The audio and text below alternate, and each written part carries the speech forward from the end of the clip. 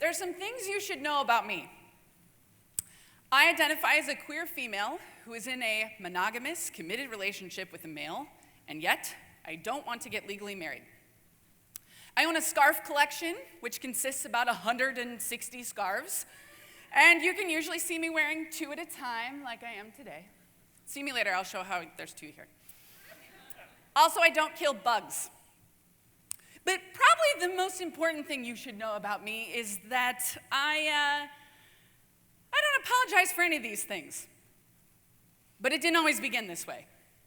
I grew up in southern Wisconsin in a loving Methodist home as a rambunctious, high-energy child full of apologies. And apologies were really necessary.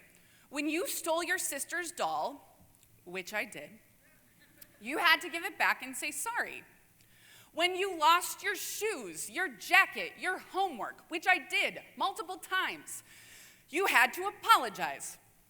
Now, the place I always felt the most comfortable or the least apologetic was on stage. So it was no surprise that when I went to college, I started studying theater. And I met this amazing woman named Karen Silkitis. She teaches what she calls no apology acting, which is based in choice and justification. And if you're doing both of those, you don't have to apologize. And she's always yelling, no apologies. And if you're still apologizing, she'll say, I'm gonna make y'all act like monkeys until you get out all those apologies. Which, of course, starts very apologetic. But then once you get the hang of it, and you're eating bugs out of your classmate's hair, and you can get up and do your Shakespearean monologue without many apologies. Now, Karen takes this idea and shifts it into her life and was a beautiful role model for me and changed my life. Now, this idea of not apologizing is becoming really popular, and we're hearing about it in a bunch of different ways. You've heard about it, right? Like, no regrets. Yeah. This one, I like to say how my students say it. Sorry, not sorry. Hashtag crazy hair don't care. Have you seen this? This is amazing. I wish I'd made this up. Type this into Instagram. You'll get pictures of people with hair like me giving you sassy facial expressions and pictures of babies who just woke up from naps. And of course, YOLO. You only live once. Which is so much catchier than shouting Carpe Diem, after you do a shot. So these ideas, they've been yelling at us, right? This idea of not apologizing, but nobody's really telling us how to do it. The closest we're getting is advertisers are starting to pick up on this. Last year, a Pantene Pro V hair commercial came out that shows women in a bunch of different situations, work, life, home, apologizing, and then they show all the scenarios again when the women don't apologize. And the message is, you can be a strong, powerful, beautiful, in this case, woman, as long as you buy their shampoo. And I just don't think that's gonna work. I think there's gotta be more to it than that. So I have my own version of this, which is no apologies. And any student who's ever worked with me, any close friend will tell you that I say this all the time. And clearly was doing it before I was saying it. This is a picture of me at senior prom, and I am wearing an entire outfit of duct tape. It was a scholarship competition. It was awesome. Clearly in training for no apology living. So I do this idea of no apology living. I take Karen's training, combine it with my experiences, and this is what we got. You're conscious in your choices, and you have strong, thoughtful reasoning behind those choices with the information you have at the time. And if you're doing that, the goal is not to have to apologize. What this allows you to do is control what you can control, and the things you can't control, or what's out of your choice-making ability, you have to recognize and let go of. Now, while the apologies get all the attention, this is really much more about the choices and the reasonings behind them. But we like to use apologies to distract or cover up our choices. And I've got 3 ways which we do that, which we need to stop doing. First, don't use apologies to police the self. I'm amazed as a college professor how quick students are to apologize for everything. They apologize for sneezing. They apologize for crying. They apologize for getting excited about something. I once had a student who would rush in from another class, and she'd be like right on time but have to go to the bathroom. So she'd always say, "Ms. O, I'm so sorry, can I go to the bathroom?" First, I would point out that she doesn't need to apologize for her healthy body being a body. Secondly, I would point out that it wasn't my decision whether she went to the bathroom, though I was supportive. 2 weeks in, she came in and said, "Ms. O, I'm going to the bathroom," and we all applauded. While this is a small example, this is sort of a symptom of a larger apologizing for the natural self. And luckily, we're starting to see a shift in popular culture. We're starting to see people stand up and say, "No, I won't apologize for who I am. I won't apologize for my gender identity. I won't apologize for my sexual preference. I will not apologize for my body, or the fact that I'm a woman and also funny." When it is safe to do so, we need to not use apologies to police the self. Second, don't use apologies to mask your opinions, beliefs, and actions. And this is a big one. And it sort of falls into that you can't have your cake and eat it too. Either you have strong beliefs and you stand behind those beliefs, or if you find yourself wanting to apologize for something in there, then maybe you need to reconsider your beliefs and subsequently your actions. This has really beautifully hit the public consciousness recently with the marriage ruling last month.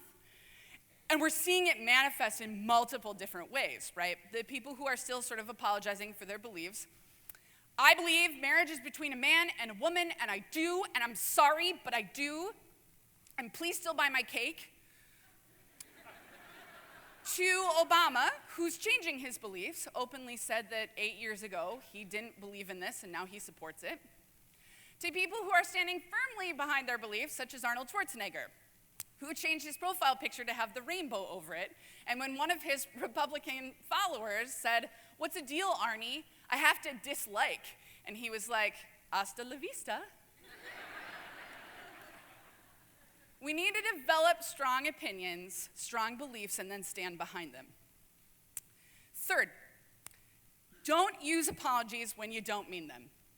This is when people try to slap a Band-Aid quickly and easily over a wound.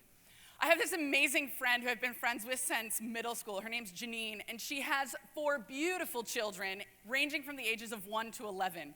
And she's often super frustrated because she says, "My children just think they can do whatever they want and then just slap an apology on it and call it fine. And that's not the way it works." While this is amusing in children, I'm really amazed at how adults do this all the time, such as the student who is chronically late, no-shows, doesn't do their work, and then thinks they can just say sorry without acknowledging that they're wasting my time and energy.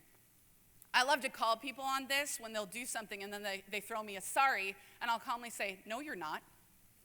And then they have to recognize that they're not. Sometimes our actions, when we stand behind them, are going to make people uncomfortable, and we have to be okay with that. And if it gets to the point that we're not, that the wound is too big, then we have to rethink our choices. Don't use apologies if you don't mean them. While very rewarding, at least in my opinion, I think these 3 can be kind of hard to do sometimes. So I have 2 things that sort of help me along. First, recognize when you need to genuinely apologize. And second, recognize your privilege. When I start talking about this, people get really nervous they'll never be able to apologize again. Especially in the Midwest. We are really loving about our apologies. We really like them. What if I really, really want to say I'm sorry? And when people say that, usually it falls into one of these 3 categories, and it's just very hard to rethink your choices. But sometimes you're doing your best, and you really do need to genuinely apologize. Last year, when Ray Rice was in the news, a lot of people critiqued his wife, Janae, for not leaving him and marrying him, even though it was clear he was abusive. Many people, mostly women, took to Twitter in response, and they started telling their stories about why they ended up staying in abusive relationships, and they hashtagged it, "Why I Stayed." I encourage you to go read these. They're heart-wrenchingly beautiful. And DiGiorno, wanting to get in on the trend, hashtagged why I stayed, you had pizza. When the response was immediate and overwhelming, not 4 minutes later, they tweeted an apology and admitted that they hadn't looked into the details.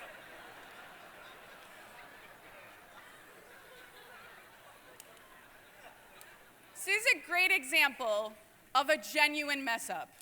And they could have done more research, but sometimes we screw up, right? And we have to apologize. I think we can take this into our life and sort of use that. I also want to point out that I often say thank you instead of I'm sorry. So instead of sorry I'm late, I will often say thank you for your patience. I find that spreading gratitude is often better than using an apology to deplete myself. Secondly, we need to recognize our privilege or lack thereof. I spend most of my time around predominantly white, privileged individuals, mostly students. And basically what that means is people who have a lot of choices. They have resources, networks, support systems, and this works, right? This cuts down on anxiety and this streamlines actions. But we need to be aware of our privilege so that we understand the breadth of our choices, because we potentially could be making choices to create change that others don't have the option to make. No apology living also works, though, if you don't have as many choices, because it cuts down on the shame. If you get to the point where you've decided that the best thing for you and your family is to go on federal aid, then you get to make that decision, and you don't have to apologize for it. So this is what I do. This is what I live. No apology living, being conscious in my choices with the information I have at the time, having a strong reasoning and support for my choices, and then when I mess up while I'm doing this, genuinely apologizing. This is how I live. This is what gives me the wonder in life. This cuts down on anxiety and helps me stay comfortable and confident. After teaching and coaching at an amazing institution, I decided it was time to move on. And so last fall, I applied to 7 PhD programs all across the nation of varying types. And along with that, and I worked really hard on those applications, by the way, I also resigned my position, saying I wouldn't come back next year, because I really believed that's what was best for me and my program. I wanted them to have a lot of time to find a replacement. I got rejected from all 7 graduate schools, and currently don't have plans for next year. Now, while some of you might be wondering why I'm announcing this, because most people wouldn't share that, let alone yell it from a stage, you can put that right up next to scarf collection and doesn't harm bugs. Because I'm not sorry about it. This is me. This is who I am, and I have no apologies for it.